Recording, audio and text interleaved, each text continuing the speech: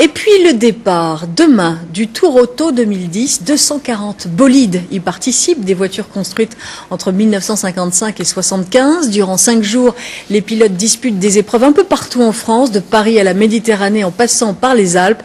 Jean-Christophe Batteria et Olivier Palomino ont débusqué quelques-uns de ces bolides. Dans ce petit village de Seine-et-Marne, les objets du culte sont remisés derrière l'église. Un culte dédié exclusivement aux voitures de course des années 1960 à 1975, celles précisément qui ont forgé la légende du Tour de France automobile. Pour sa collection et les voitures de ses amis, le maître des lieux, pilote aux 100 victoires, a choisi comme écrin ce manoir du XVe siècle qui fut la demeure du peintre David, icône de la Révolution et de l'Empire. Yvan Mahé est intarissable sur chacune de ses protégées.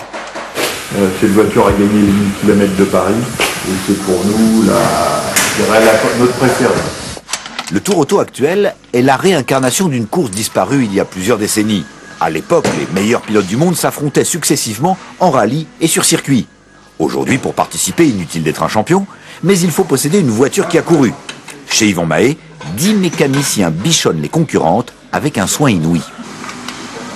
Il y a une très grosse responsabilité parce que nos voitures vont très vite. Les voitures qui dépassent notamment les 300 km/h au Mans. Il faut faire très attention sur l'aspect sécuritaire. Le peloton bien groupé file vers le Mans. Enfin, c'est Montlhéry et l'ivresse des derniers tours. Mais pour les ultimes réglages de ces mécaniques, rien ne vaut un retour sur les terres de leurs exploits passés, le circuit de Montlhéry et ses célèbres virages relevés.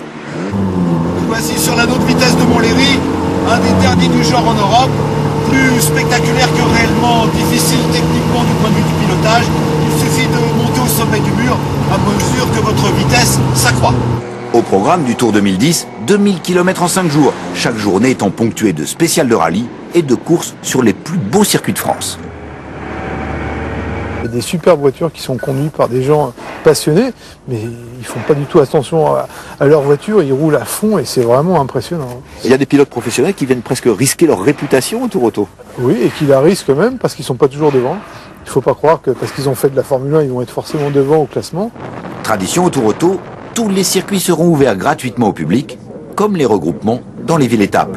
De quoi donner envie à certains de s'inscrire en 2011. Vous connaissez les règles du jeu.